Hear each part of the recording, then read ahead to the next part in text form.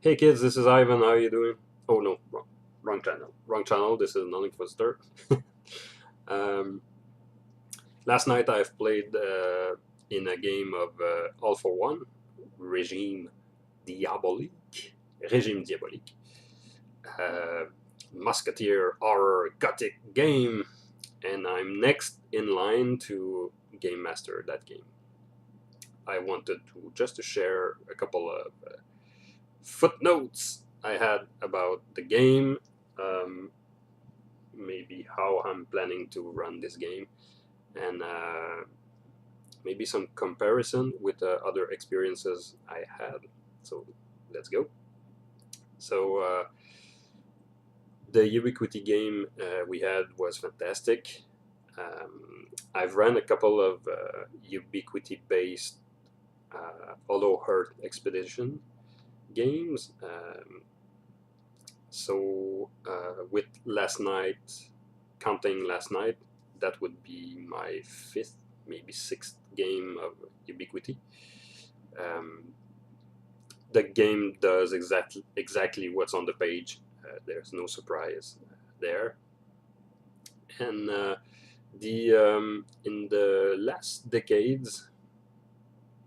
2 decades, I've had a couple of musketeers or swashbuckling type of experience with games such as 7th Sea First Edition, uh, some GURPS, also a swashbuckler campaign that my friend Dan ran for a number of years. I've played 2 characters in that game, and also we've had our share of swashbucklers in an Eberron game that I've played in. My character was a swashbuckler too, and of course in the occasional swashbuckler type in a superhero games, and to think of it now, even in the David Seams Avalon City game, I've played El Cuervo, a swashbuckler. So it's kind of a not a fetish, but almost. um, there's always going to be a swashbuckler in anything I do, just because I like them so much. Charisma and dexterity in one sexy package is always attractive to me. So that style of gaming is really something that I enjoy, and I cannot help myself but to compare All for One with other types of game I've ran. And the last time I've seen a proper musketeer in a game was in a 7C game, and I couldn't help myself to compare the battle effectiveness of a standard character in 7C, a 100 points character in this system, and a starting All for One characters. And I must say that even if Ubiquity is a cinematic game with a currency called style, its style is important in a game of Ubiquity. Um, a standard character for me is a little bit weaker than a character in 7C, just because of some setting rules, but I'll just talk about vanilla default rules in both games, and characters in 7Cs are a little bit more tough, a little bit more combat effective, just because of a simple minion rule. And it's maybe something I'd like to do in my version of All for One. In 7C, for when you're battling minions, they come in squads. They come in 6 minion squads by default, but you can hold your own against a large number of men, dispatching them just by hitting them. You don't necessarily need to roll damage against a minion in 7C. You just need to hit a minion. In fact, in 7C, when you rolled a raise, that's 5 higher than your total needed to hit, a brute squad or a minion, you can automatically hit another one. So in an example, a musketeer facing a 6 minion squad, all you have to do, in fact, is hit either 6 times a minion, or you need to roll 6 rays on it, 5 rays in this case, to dispatch all these guys. So that can happen, of course, in the span of most likely 1 round, because in a round you have several action depending on your panache stat. So in 7C, when you hit a minion, they just go down. They go off screen. The stuntman just go fly off screen, and you're never going to see him again unless it's important. And they have no names, so they just fly by. They wear the same uniforms, and they are not there to mean anything else than provide some small challenge to our heroes. It's quite different in a All for One games.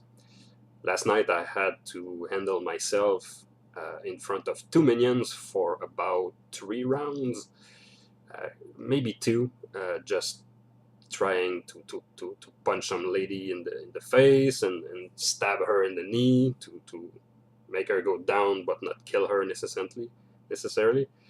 And it's a different experience. It's a little bit more realistic. When you fight somebody in real life, anyone can provide you with some surprises. So in a more cinematic game, especially a swashbuckler type of game, in the cinema at least, we often see musketeer dispatch large number of minions, and this is something that I really enjoy about the genre. You know, the hyper competent swordsman capable of holding its own against 20 opponents if need be. So I enjoyed last night games also because when we played GURPS, it was a pirate games, a pirate proper campaign, long campaign spanning many years of play. Characters were a little bit more fragile, but GURPS being GURPS, and especially over a long period of time, you accumulate these points, and you buy advantages, and you make your skills better, and over time you become this badass swashbuckler in a couple of months. So yeah, last night's experience reminded me of that type of swashbuckler, a little bit more realistic, a little bit more dangerous, and it was fun to go back to that place once more. So I enjoy, if we're talking swashbuckler type, swashbucklery, I enjoy all the spectrum of it, to the crazy cinematic gunzo experience to the more realistic one. So I'm very tempted for my version of All for One to adopt some form of minion rules, or to make style points a little bit more robust. I'm very tempted to do in that direction. In fact, I cannot help myself to do a comparison. If our game would be the Mission Impossible franchise, movie franchise, Anthony would be Mission Impossible 1 from Brian De Palma, was it? And I'm leaning towards Mission Impossible 2, the John Woo one. We'll see about that, and I'll have to talk to the guys to see how do they want to do this. We can just proper use the default role, and I'll be okay with that. But I'm a little bit more crazy with my swashbuckling buckler, and yeah, so that's it for today. See you next time, and bye bye.